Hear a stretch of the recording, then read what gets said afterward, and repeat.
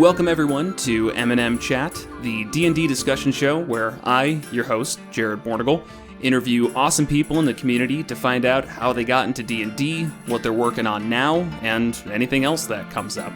Today, I am joined by Brian McLachlan, the creator of Complete the Quest, a new interactive graphic novel, which is kind of a new thing in general. So Brian, introduce yourself if you would, if you've got more to add, and also tell us what an interactive graphic novel is. Thanks, Jared. I guess the other thing I'd say about myself is I'm also the dungeon mancer of a live stream that's called Magical Marker, where a bunch of us artists do not just playing Dungeons & Dragons, but drawing what happens along the way. I've been playing D&D for a long time and other role-playing games. But we'll get into that in a hot minute.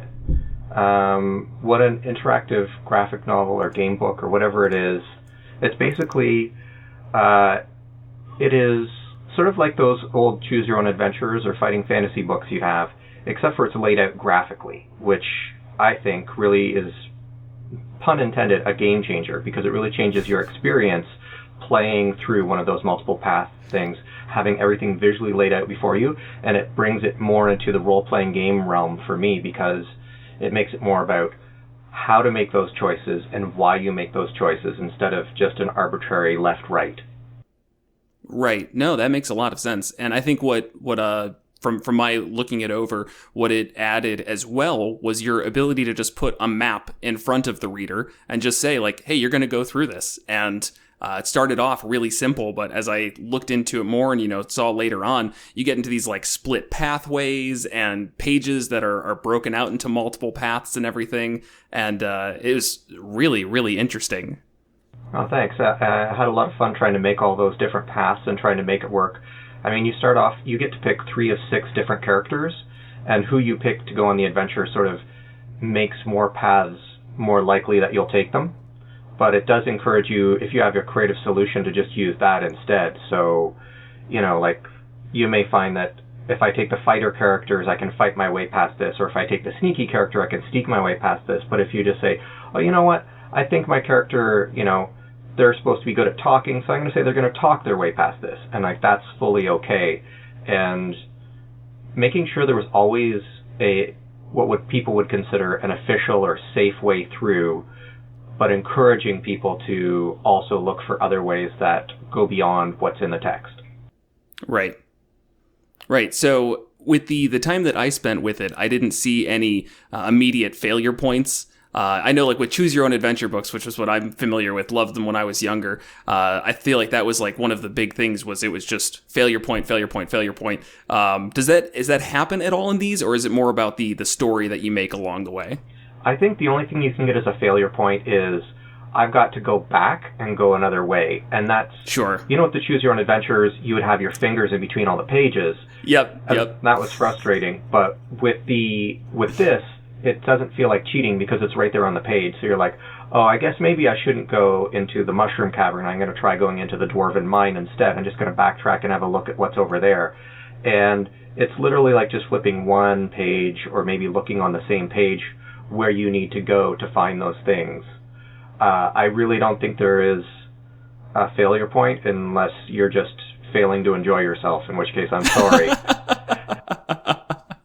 I don't think anyone would have that issue.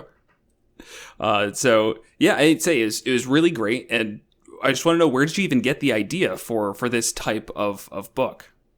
Well, I've been playing Dungeons & Dragons when I was a teenager, and we never used modules really. We got a box set of Greyhawk that had like 1-page adventures in it, and we played through most of those, but I never sat down with like a proper module and played it.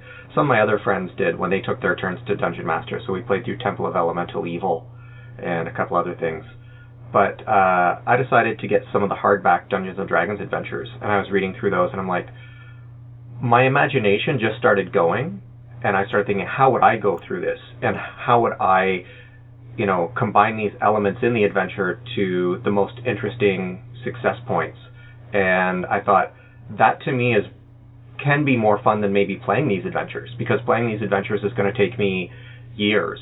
Like, Right. I'll tell you, like, when I started this, it was one of the books I had picked up was Out of the Abyss, and the other one was Curse of Strahd.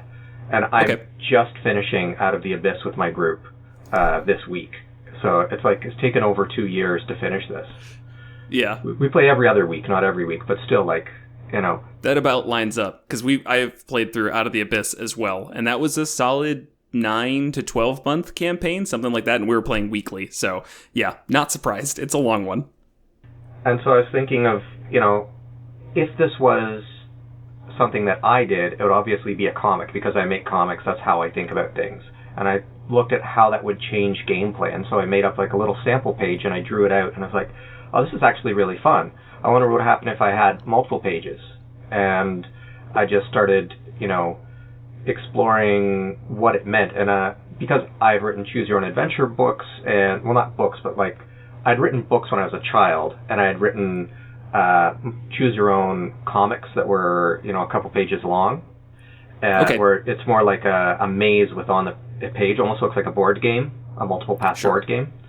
And I had really spent a lot of time exploring the mechanics behind these games, that it wasn't too hard for me to figure out what would be the advantage to doing this and what would be things I don't want to include. Like, I don't want to do the dice rolling. To me, the dice rolling doesn't add anything to this. You know, if you're doing a contested dice roll against somebody else, and that starts to become something interesting because you've got some skin in the game there. But just dice rolling against a book, it's like, well, I'm just going to cheat. Right. And it doesn't become how do I get past this monster, it becomes when do I get past this monster. Because if I die, I'm just going to start again and come back to the same fight and roll dice until I beat it. And exactly. That just seems like, you know, the thing that they're trying to take out of video games these days is like, you know, the amount of time between when you fail and then you get to reiterate and try again. You know, I'm like, there shouldn't be that in our games these days, even if it's a role-playing book. No, that makes sense, because if you ask yourself the question of what would it add to the enjoyment of this, and if the answer's not really much, then, you know, why bother? And I think, you know, using video games as an example, it seems like a lot of games fall into two categories of either a game where it's very difficult to fail because it's just not fun to, and then games like, you know, your Souls-like games where it is the point of failure and getting better and doing it over and over again. So, you know, kind of using as an example, it's like if the book, in this case, an interactive adventure, doesn't fall into that category of, oh, it's really fun to fail and do it again and again and again, then yeah, why bother? Yeah, it's more like, you know, which way should I go? This way? Oh, okay. And you get that knowledge, and it's not really cheating because it's right there on the page. You can see left and right at the same time. Which is one of those things, like when I was playing Choose Your Own Adventure, it would say go left or right, and I'm like, well, can I smell at the doors? Do I have an idea of what this spaceship looked like from the outside? Is this taking me towards the engine, or is it taking me towards the front of the ship where the captain's chair is going to be? And it never gave you context for those things. And hopefully the visuals give you those things where you're like, I think my character would probably go this way because it looks really spooky and cool and my character's really gothy. Or this one, you know, I want to go this way because I'm going to get to interact with mushroom people and that seems really cool. Right, no, that's great. And I thought what was really cool is that early on, you even had like an entire page kind of dedicated to somebody who might be less familiar with role playing, and it's just kind of saying like, hey, let's make your character, let's actually introduce them and give them a personality and a reason why they might make these decisions. It seemed like something that'd be really fun to kind of just sit around with maybe a couple other people. Each person takes a character and, you know, you all make a story together. Yeah, I think we toyed around with where to put that in the book. I decided that you know, traditionally in Dungeons and Dragons or other role-playing games, you make your character first, and then you go into the adventure. Sometimes you know about what the adventure will be, and sometimes you don't. But I thought that, you know, throwing people in there first was kind of hard. I said, you know, pick a character that you like based on what they look like and what their powers are, and then once you've been in the game for a bit and you've done a few maps, now it's time to take some time to think about who they are and what they might be trying to get out of this beyond just, you know, the magical gems or whatever it is. Right. Yeah, no, I love that approach. I actually generally take that with new people as well, where it's like, unless they're super into the idea of building out their character's backstory, it's like, don't even worry about it to start. Just do something that's interesting. Let's get into the fun of it, and then we can worry about the added on fun later. Yeah, some people enjoy doing that backstory, but I thought, this book is for sort of middle grade kids, like, right. 8 to 12 or 9 to 12 or whatever, and some of them probably have never thought that much about character before, like character motivations, things like that. Those in English class, like my kids are around that age, so I know they're not covering that stuff yet, really. And right. So I really needed to ease them into that idea and give them examples of what they could pick. You could pick something. I have for each character this. You can pick A, B, mix them together, or make up your own thing, which gives them again the freedom without having that blank canvas that can be too scary sometimes. Right. Something I picked up from Lego, where I was like, oh yeah, if you tell somebody, here are some blocks, build anything you want, then they may not know what to do, or like some Play-Doh or something. But if you say, sure, here's a Batman action figure, if you push the button on his back, all he does is shoot this grappling gun, that's all they're going to do with it.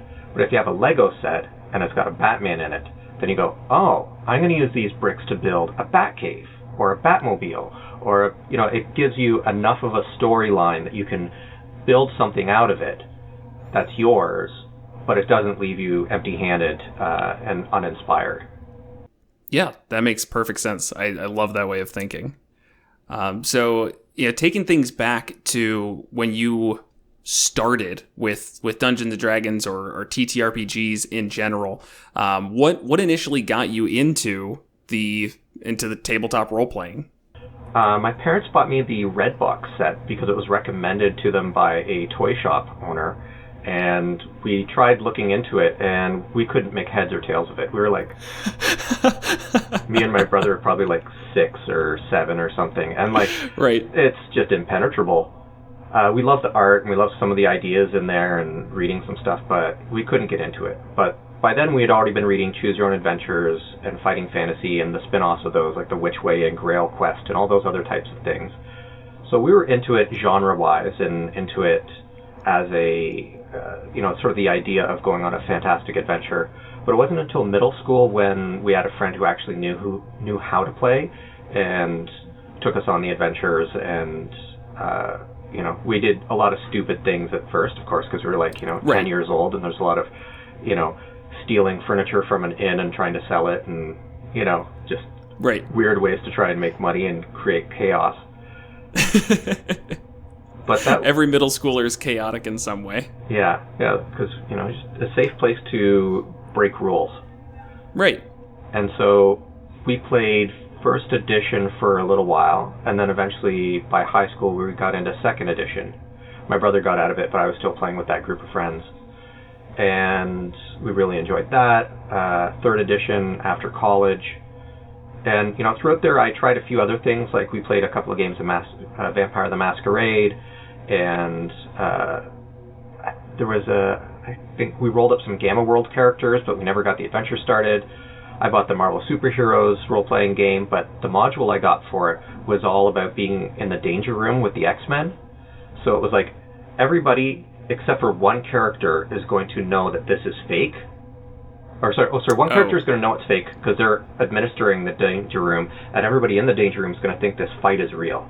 And trying to get some kids to say, okay, you stay in that room and don't eavesdrop on what I'm going to tell this other player was impossible. Every time I tried to run that, everybody was just running into the room and had their ears up against the door, and it was just a mess. So we never got to play Marvel Superheroes either. And we just sort of stuck with D&D because it was the game that everybody had learned the rules to. So we did, H.P. Lovecraft-inspired stories without playing Call of the Cthulhu. We did Vampire the Masquerade-inspired gothic horror without playing Vampire the Masquerade. So we just sort of put the themes into the game without thinking too much about the mechanics. I didn't really understand how the mechanics would affect that. But we still... We had a lot of fun anyways. Right. And when the mechanical issues came up, I mean, a lot of times... I think there's with the internet, there's tons of conversations about it now, but back in the day, you're sitting in a basement with your friends, a rules conversation comes up, you just kind of make a decision and move on and then never think about it again. So exactly. In some ways, it's easier. And then I guess around that time in 3rd edition, I did some freelancing for Dragon magazine. I did some Dragon Mirth cartoons, and I wrote and illustrated an article on fantasy heraldry and snack food monsters for an April Fool's issue. So I sort of got that out of my system working for Dungeons & Dragons and moved on to some other stuff and working on some comics in other places. And when 4th edition came out, I didn't get into it. My group was still interested in doing 3.5, and we kept playing that. And then I learned 5th edition from listening to live streams. Oh, okay. So I was listening to, the Critical Role or Force Grey even. Like, that was how I first discovered Critical Role, was through hearing Matt Mercer on that. And, listening to Penny Arcade and starting to understand, like, why do I use this type of check instead of that type of check? And so once I felt comfortable having listened to that, I made the switch to 5th edition, and the group I was playing with was new. Like, I had some kids, and I couldn't play, and then when I came back, I'm like, I'm going to play, who wants to play? Let's do 5th edition, I've learned how it goes, and the new players were like, let's do it. Did you find that 5th edition was easier to teach people? Or like for people to just grasp in general, or was it kind of an arbitrary change? I think that it's probably a little bit easier than some of the other versions, but I think it's all pretty dense. You kind of have to be into wanting to read a bunch of rules, and like even to make the simplest character, unless I hand you a pre-generated character, which is cool to do, it's fine to do.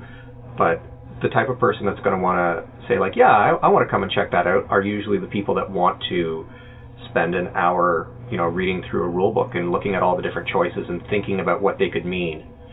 And I think that, if you have that interest, there are some books that can really turn that against you and make you not want to get into it. But I think 2nd edition, 3rd edition, 4th, 5th, they all sort of make it a little easier to get into. Things like when you get into Thaco, it's like it doesn't make any sense, and they've made a lot of those saving throws make more sense. Like when was I supposed to use a rod, staff, and wand versus a magic saving throw? I'm like, the spell comes from a wand, so is it magic, is it spells, is it wands? I don't know what to do. But with this, it's like, well, it affects your mind, so it's going to be wisdom. Right. Keeps it simpler from that aspect. Yeah, I think those are some of the main places where I've heard praise of the simplification of 5th edition is in saving throws, and really just bounded accuracy in general works out pretty well with the D20. Obviously, D20, that's been around for quite some time, but with proficiency bonus and things like that, it makes things like armor class and all of that much easier to figure out and just center around. And so you mentioned how you made comics for Dragon magazine, all these other places as well. So when did the making comics aspect come up? I mean, was that it sounded like something you were doing even from a very young age. I think a lot of comic book creators generally are. But doing that as like a professional thing, how did that come about? Well, when I was a kid, I did a lot of picture book type things. But I always had difficulty doing comics, like doing those sequential drawings. So I thought I was going to be more of an illustrator, and so I went to college for illustration, and all of my friends who were like, you got to check out this artist, were showing me really cool comic artists. And because I grew up in a time when most of the comics were drawn in a very anatomically mostly correct, maybe stretched a bit, but, it wasn't stick figures or something like that. And then they're showing me these, artists like the guy who does Hellboy, Mike Mignola. And I'm like, oh, this guy is drawing like a black shape with a few lines on it.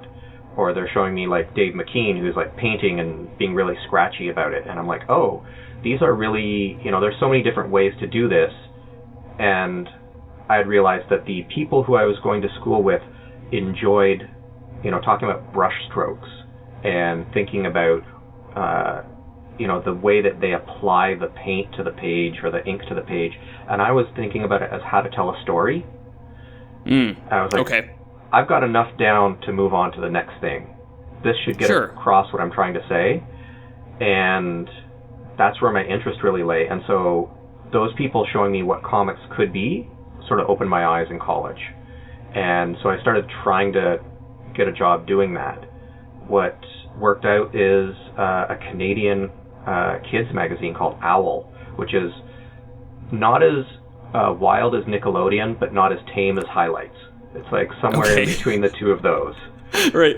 It's wholesome enough that your grandparents are buying it for the kids, but not so dry that the kids are not wanting to pick it up and flip through it. Right. I mean, no shade on Highlights or Nickelodeon. I enjoy Nickelodeon and have worked for them as well. They do some great cartooning. But that's just trying to give your readers or listeners a idea of what it means, because most people aren't familiar with this Canadian kids magazine. No, that was helpful. Thank you. But they needed somebody to write a 2-page comic every month, and it's kind of like middle grade Archie. So nobody has relationships, but they can have crushes. It's sort of like, really like a younger version where they're just getting into hijinks in middle school. But it can get a little bit ridiculous, like I can have a talking robot show up or something. Sure. But not like an adventure serial where they go to the moon or something. Right. So after that, I got that because of a friend who was working for one of their other magazines called Chickadee. And so they had said, yeah, my friend could maybe write it. And I did a tryout and they liked it, and I've been working for them ever since. And I think, everything sort of came from that as the first thing to give me some confidence to be able to move forward with it. So basically, having spent some time getting to know people in the comic industry in Toronto and just hanging out with them and making friends, one of the guys that I made friends with, Steve Manelli, was just, he was another guy who did goofy, silly comics rather than doing the more superhero-y stuff. And so we clicked. And my name got thrown in the ring, and I did some work, and they liked it. So it's who you know, but it's networking. It's finding your group of people who, like the same stuff you do and can support you in that way. Yeah, that's awesome. Saying the fact that you've been able to make a life out of it, I mean, that's just awesome. So probably spent a lot of time on the player side. How much DMing have you done? Do you have like a specific home game that you run? Probably when we were kids, we would rotate through who was Dungeon Master in high school. So it was like, I probably Dungeon Mastered about 40% of the time, because there were 3 of us that would rotate through. And then I started picking up more of the lion's share as people started saying, yeah, I don't want to do this. And I enjoyed it more and more. And now I do basically, the only time I've been playing lately is through Adventurers League. I thought, I just want to give this a shot. I want to go to Adventurers League. I want to see what it's all about, get a chance to play. And, I had some fun experiences through there. I enjoyed the sort of Conan aspect to it, where you just are this hero that shows up for one adventure. You go in, you raid the castle, you get the gem, and then you leave, and then you may never see those other people again. Or you might next week, they might be the same people, or if you show up a few weeks later. But I also started to see that some of there wasn't as much time for those fun character moments. And that's where, I got out of the home game. So it was fun to go and see how people were playing it and have that experience at a convention or something, especially when you do the ones where everybody is participating. What's that called? There's like the one they have, like an event where they've got a whole bunch of tables playing the same adventure at the same time, the epics. So they... Oh, yeah, I've heard of that. So they'll do something like we did one that was called Attack on Stardock, and everybody was in outer space, and there was a Mind Flayer ship coming to attack. And, each table sent out, some people on a skiff to shoot down as many incoming ships as you could.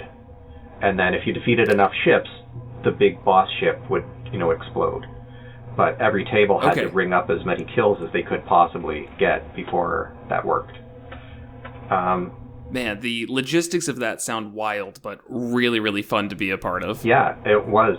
So, like, that's the type of thing I was, that there was some community in that, and there was some, epic level things that you felt like you were a part of. And that was really fun. When cons start happening again, I might start going to, participate in some of those. But it's not something I've been able to do on a regular basis. But yeah, my home game right now, for the first time, I did one of the hardbacks, and I did Out of the Abyss. And it was pretty fun. I found that I didn't enjoy not having downtime, that there always felt to be like this constant pressure of things. So I'm looking at maybe if I do another one next, will be like Candle Keep or Ghost of Saltmarsh, or something that definitely has those breaks built into it. Yeah, that was one of the big things that we found as well, was that everybody made these characters with backstory for Out of the Abyss, and none of it mattered because there was never a second to even breathe. So when mild spoilers for the 6 or 7 year old adventure at this point, but when you do get Out of the Abyss, our DM decided to let that go for quite some time as we all just basically went back home and were able to have some character moments and such. And that ended up being the highlight of the campaign, is when we could all just actually slow down for a little bit. It's an issue I have with a lot of the pre-written modules as a whole. So I feel like they need more written in downtime. Yeah, I can agree to that. I think the other thing I found frustrating is I love puzzles and riddles, and I didn't really get much, and I haven't found much in the hardbacks that I've read. Like, the puzzles are not super engaging to me. I'm not like, oh, I've got to steal that, or I've got to run that. Right. I'm like, oh, that works, okay. And so I'm often the one who's creating the puzzles in the games to fill in the adventure, like to add something to it. Like, okay, there's going to be an extra dungeon in here, and it's going to have these puzzles. I definitely respect that, because I find it so hard to make puzzles, and it's even harder to, I think, take puzzles. They're usually very specific to whatever dungeon they're in, so I just always find it very tough and have to make them from scratch, and it will take me hours to think of something that I feel like is actually worth putting in front of players. I have a PDF that I've got on itch and RPG Drive-Thru that's about how to make them, and I'll tell you, part of the secret for it is I spent a lot of time, because a lot of the stuff that I write is jokes. Like, I wanted to be a stand-up comedian, but I didn't want to have to travel, so instead of being a comic, I started making comics. And so I've studied, how do comedians come up with all of this? How do they come up with a monologue every night? How do they generate joke ideas? And it's this brainstorming technique, and the sort of brainstorming they have to create a joke is very similar to the thing you do to create a riddle, because a joke is a riddle that lands on the ha-ha side, and a riddle is one that lands on the aha side. Okay, that's really interesting. I've never thought about it like that. So, a lot of childhood riddles or jokes are riddles. Like, what do you call a something something, right? And it's sort of a play on words, or a way of rethinking of something that you thought was one way, and you're like, oh, that's, a good example is, did you hear about there were two fish there were two fish in a tank. One of them says, I'll man the turrets, and you drive. And it's like the first image you get when you say, there are two fish in a tank, is you start thinking of the aquarium tank, but then when you hear the word turret, you go, oh, my conception of where they were suddenly changes. And that's kind of what a good riddle or puzzle does, is it gives you these objects, or it gives you these words and a location, and then you have to, once the characters twig into what lens they should be viewing it through, they have that aha moment. And I enjoy that. There's a sort of, one of the things that Dungeons & Dragons doesn't have is, by not dealing with that, they don't have that team building sort of exercise where they all sit around the table and they're like, what are we doing? What are we going to do? They plan like that, I think, for a battle maybe. But to me, that almost is way more boring that when they're sitting around going, well, I'll cast this and you cast that and I'll go over there, and it never works out. They get in the room and then it's like, oh, it's a circular shaped room. We can't do any of that. Or they're not even here in this room. So a lot of that planning ends up being frustrating, whereas the riddles, they sit around, they solve the problem, and like I like having like ones that aren't too hard and like, maybe 7 in a row, just like boom, boom, oh, what's this one, what's this one, what's this one? Give them a hint, they get it, and then we move through. And then also, like, if you have a penalty for that, is like maybe there's like 7 statues, and they're all going to fight them. And for each riddle you get correct, you don't have to fight one of them. And so that way, okay, fine, you don't have to get all the riddles. That's not a fail state. It is we're going to have to do a fight, but it's going to be a little easier now. Sure. And so, like, I think a lot about, like, how to integrate puzzles and riddles and stuff into the campaign to make it more fun in the same way that, I did with the book, where I was trying to, like, figure out how to put in those multiple paths that work for people. Yeah. Yeah, and I think a lot of the talk I hear about puzzles is people saying that they don't like them, and I don't ever feel like that's really what they mean. Most of the time it's, I don't like puzzles that if I fail, then that's just kind of it, and so framing it that way is fantastic of even just, hey, all right, you've got 7 to do. Some of them are going to be super easy. Maybe 1 or 2 of them are extremely hard, but once you fail or succeed, it's not the end of the world. It's definitely not the end of the adventure, and it's easy to keep on going. But see how answering correctly, spending time thinking about it, interacting with each other to brainstorm ideas of what it could be, it feels more rewarding when you can like immediately see that it helped you instead of just purely hurting you for getting it wrong. Yeah, like I think I haven't seen puzzles done well, and if you're buying the hardbacks, I haven't gone through all of them, but I can see why they would say that. Yeah. There's some difficulty, I assume, in writing for such a wide array of people. I mean, when you're writing a hardback, it's supposed to be just, accessible. But sometimes when you get to puzzles and such, it's pretty hard to make those for everyone, basically. Yeah, what you may think, like, oh, it's clearly the answer is blue jay, and they're like, in this part of the world, we don't have blue jays. I'm sorry, I don't, if you'd made one about a heron, I would have maybe got it. Right. The other piece of advice I have for that is when I said give them a hint, is I like to, something I twigged into as a DM a while ago, is giving the characters an NPC that doesn't have arms or legs, or basically can interact with objects. Like a floating spirit, basically? Yeah.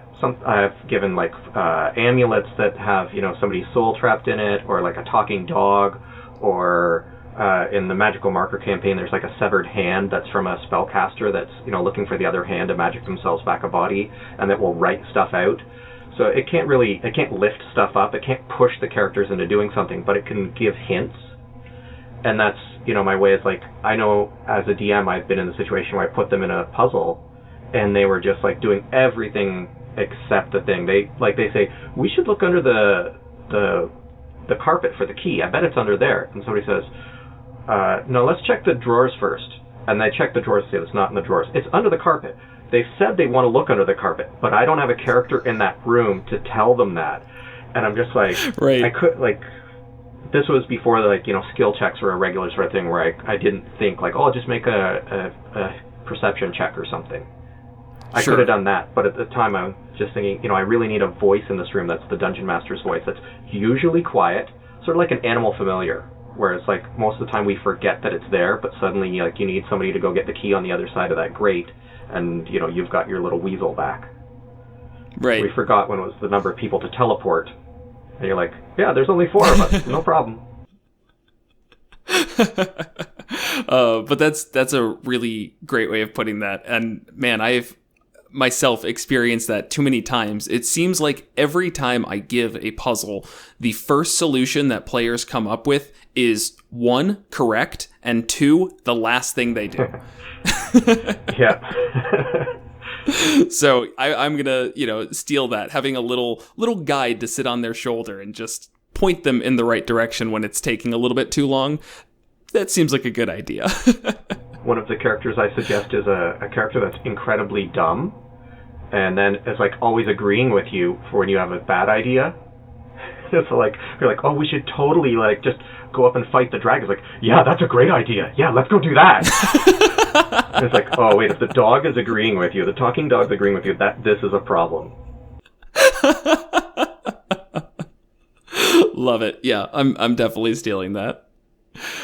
So with your campaign world, with your home game right now, well, I shouldn't say right now, with your home games in the past, have you had your own specific world, or was it just kind of like pulling from, like reworking modules or having short adventures?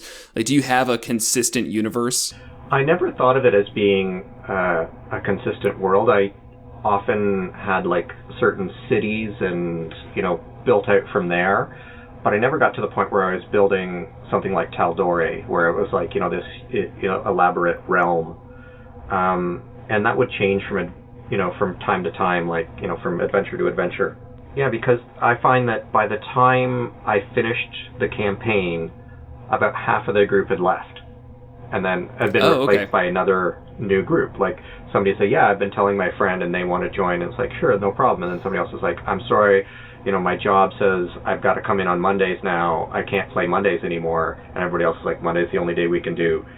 And somebody has to leave because, the campaign lasts 2 years or something, right? Like, there's going to be changes in people's lives.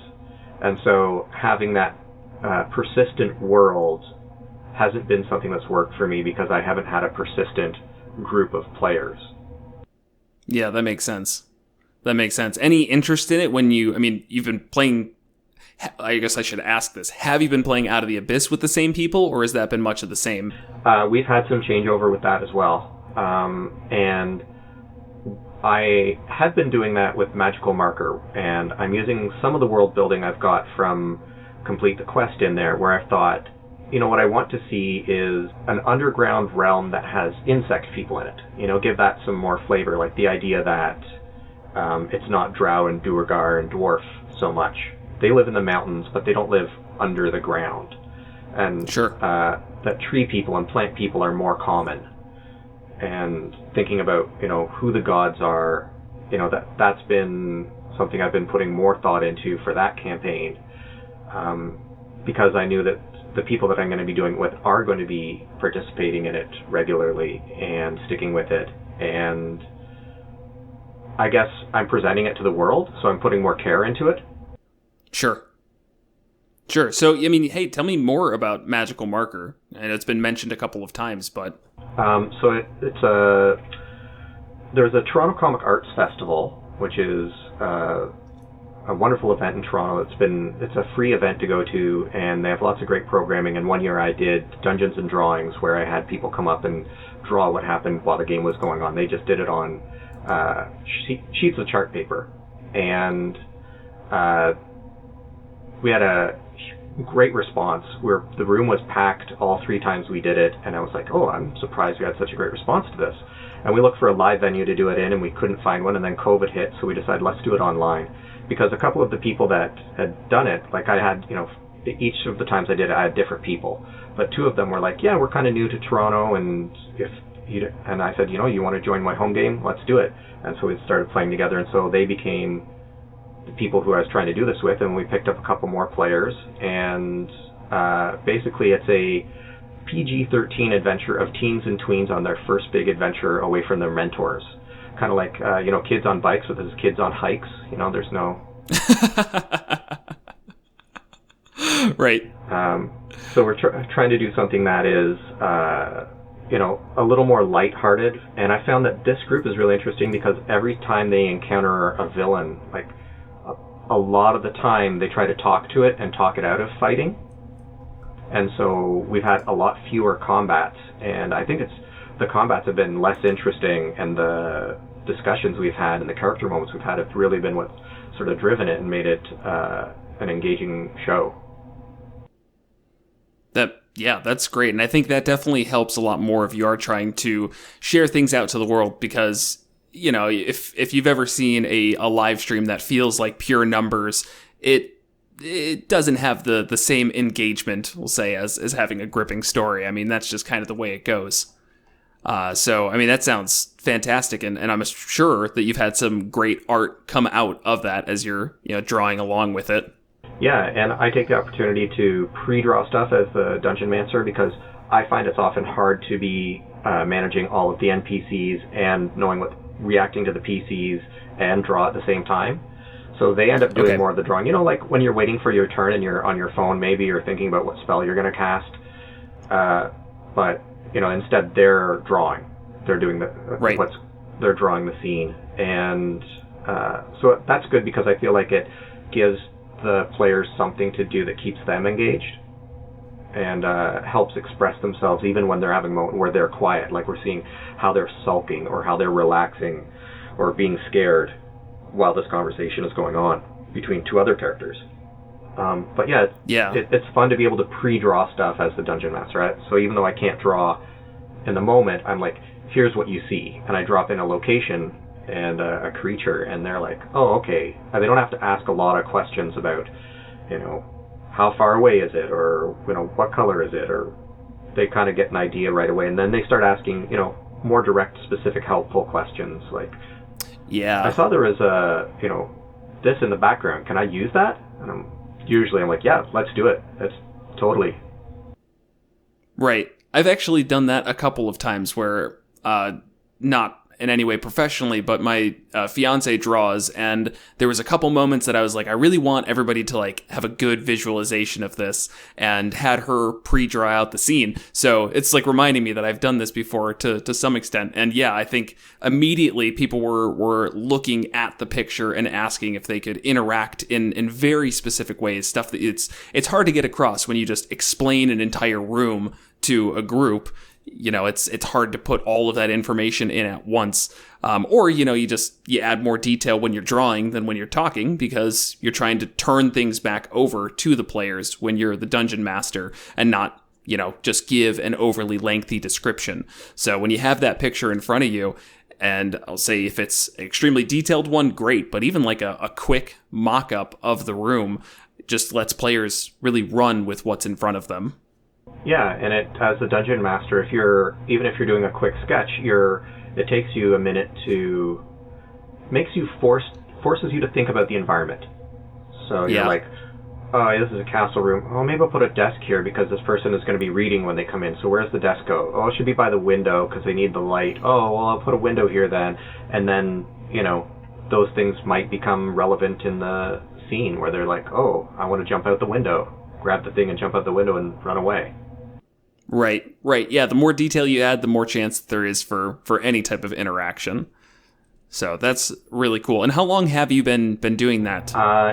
Magical Markers. It's like a year we've been doing it. We're just coming up on our 1-year anniversary of putting episodes out. We did like about 6 games where our core group had been just playtesting and seeing, do we get along and can we play together? And we're like, yeah, no, we really like playing together. So, but I think we're coming up on our first published online one is coming up in a few weeks. Oh, okay. Well, that's exciting. Do you know by chance what day? I got an email from my other member who's keeping track of this sort of stuff. Our 1-year anniversary will be on August 9th. Are those online right now, or are you saying that they're going to be online soon? Those are online. Like we do it live on Twitch, and then it goes up on YouTube afterwards. Okay, perfect. That's great. And I assume everybody can find that at Magical Markers, or just searching that, or what's the specifics? Let me check here. I know I'm throwing you on the spot here. Just I'm sure some people will be interested in that. And I got some more questions about the game in general. Our channel is called Magical Marker. On Twitch, I want to see what our Twitch stream is.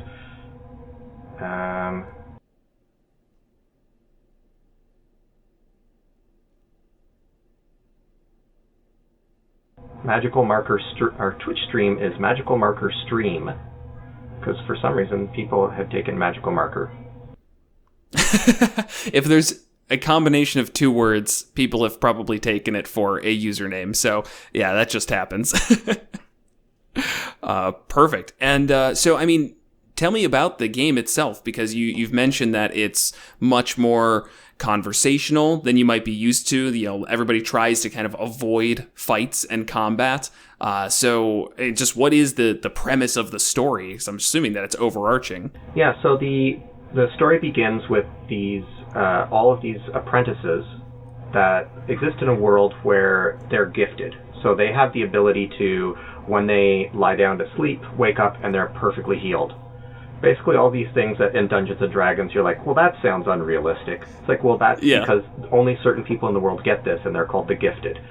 And so when they get recognized, often, you know, a mentor will take these people on as mentees and will teach them the ropes.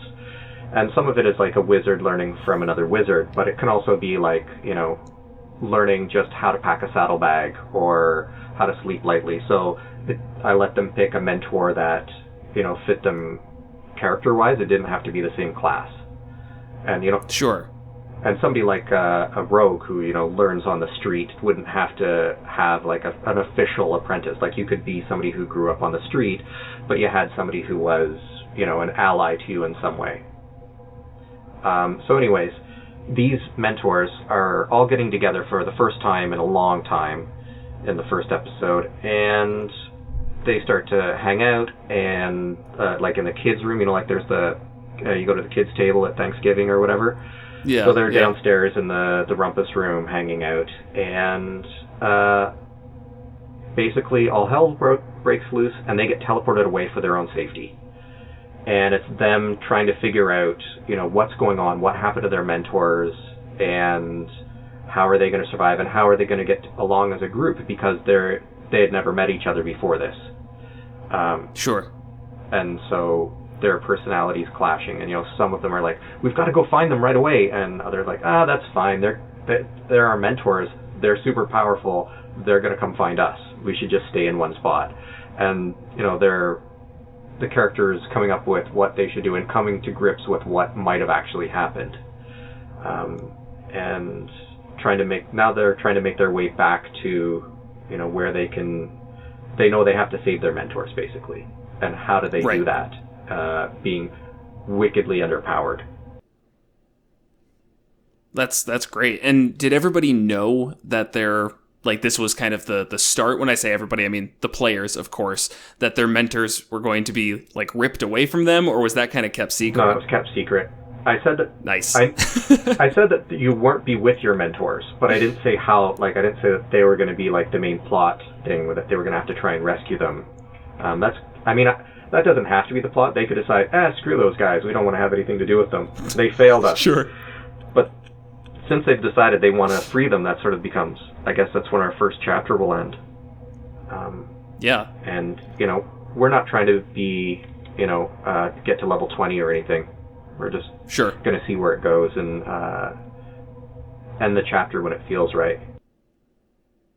Yeah, that makes sense. Yeah, I kind of figured as much, at least for that, you know, they didn't know, just off the fact that you said that when it happened, they had conflicting thoughts of what to do. I found that when I try and set up a campaign and I'm not like, oh, we're going to have a central theme and everybody get on board that central theme, the first week is always just the characters interacting and trying to work out a meta reason why they should be adventuring together and why they should, you know, start going here, which some people don't like, but I love that time is of just figuring things out. Yeah, it's part of the, you know, the trope of getting a group together for a mission or something, and there has to be, you know, the refusal of the call or whatever. Like, they're common elements you get in any sort of storytelling, so letting people play that out themselves is sometimes fun. Right, definitely. I mean, that seriously sounds really, really cool. So I hope that people listening are encouraged to check that out. So it's a neat twist, just being able to see the events unfold as they happen, or at least relatively shortly after they happen. Yeah, it's been a fun thing to do, and like I feel like the group is really starting to gel. Like they know how to really take the mickey out of each other, and, you know, even though we didn't all know each other to begin with, we're all pretty comfortable with each other around the table, which is nice to see. Yeah, Yeah, always need that good group synergy. And I would hope after this amount of time you all have found it. I'm sure you have. Great. Well, we're getting to kind of near the end of our time here. Around this point, I like to turn things over to you and just kind of say, is there anything that you want to talk about that maybe we haven't covered? I mean, it's a very broad question, so take your time and think about it if you'd like. One thing I wanted to say is I have been really enjoying role-playing games so much because they surprise me. And these days when I find a new TV show or movie or something, I am usually not engaged by it. I am preferring to listen to live streams a lot of the time because I want that, roll of a 1 or a 20 that completely changes the way the story is going. Or the character who just is not going to go along the way the plot wanted them to go along because they came up with an interesting, monkey wrench to throw in the works. And I think I'm really enjoying that this hobby is something that I can watch while I'm working, like while I'm drawing these pictures, because, improvisational stuff is really scratching an itch I need that I'm not getting from pre-scripted television and movies these days. Sure. No, I totally get that. I mean, we're definitely in a bit of a tabletop renaissance as a whole, but especially when it comes to watching other people's games, and just it's been really amazing what people are able to do. But I totally understand what you mean with that, where, I watch a TV show now and it doesn't, they're enjoyable. I enjoy whatever types of media, but they definitely don't hit the same way as just something incredibly spontaneous happening that you just cannot match in any other way. No plot twist in a movie is ever going to hit as much because it's still scripted. It was thought of. It was, tweaked over and over for hours, but not tabletop games. Yeah, it's like the difference between seeing a stand-up comedian sort of riffing as opposed to reading, a well-orchestrated treatise on humor or something. It's right. Just live in person when that moment that person is just engaging with the audience maybe and is coming up with a way to deal with a heckler. You're going to probably laugh harder at that than you would laugh at, just a joke on a sitcom. Right. But I mean, how am I supposed to know that I have to laugh if there's no laugh track? That's a good point. I learned an interesting fact about the laugh track, and that is people were really secretive about where they recorded it or how they got all that laughter. But the rumor is that it was during a Marcel Marceau show, and he's a famous mime. And so we're laughing at the laughter of people who are long dead, who are watching a mime. Yeah. So we're laughing at a mime's ghost's laughter. That's what that is. Weird. Okay. That's not a fun fact. That's weird. No, that's neat. I did not know that. Well, hey, that's fantastic. And I think, the one last question I had is in that vein of streams and whatever else. What are the shows that you have been watching that maybe give a bit of a shout out to? Obviously, Critical Role I mentioned. I love High Rollers. I think that their blend of action and goofing around and feels is, it's one of my favorite shows. I really enjoy Rivals of Waterdeep. I enjoy the fact that they keep changing who's DMing. And so, one season you get one that's full of riddles and puzzles, and the next season you get one that's all about character, and the next season you get one that's more action-based. And that's a fun one to listen to. And because I love puzzles, Relics and Rarities, that was one where they had actual physical objects that people would get and they could use during the sort of adventure. And it was a lot of puzzles that they would physically have to interact with in the thing. They only did, I think, 10 or 12 episodes of it, but they were really good. Yeah, probably because that was a lot of effort to set up, but it sounds really cool. Well, that's great. Hey, well, Brian, thank you so much for coming on. This has been fantastic to talk. And, before we go, if you want to let everybody know where they can find you, and I know that, your book, Complete the Quest, came out like a few days ago, and this will air in just a couple of days. So, let people know where to find you and where to find your work. Sure. I'm Brian McLachlan. McLachlan is McLachlan. There's like a million different ways to spell it. But it's kind of like Sarah McLachlan's, I think. I think she spells it the same way. I think so, but I'm not a Sarah McLachlan expert. Yeah, it's not the Kyle McLachlan way. It's got a laugh in it. It's not that one. I'm at McLachlan Brian on Twitter, and you can search for Complete the Quest, The Poisonous Library in any of your favorite places you get books. Buy local if you can. If you can't, buy it from the Amazon and help me get a better ranking on the algorithm. It's really, we're all chasing the algorithm. I get it. And I'll make sure to post links, so if you are curious, then check the descriptions and get everything that you need. And I think that's it. So thanks everybody for listening, and Brian, thanks again for joining and letting me take some of your time. And thanks for listening, everybody. Thanks, Jared.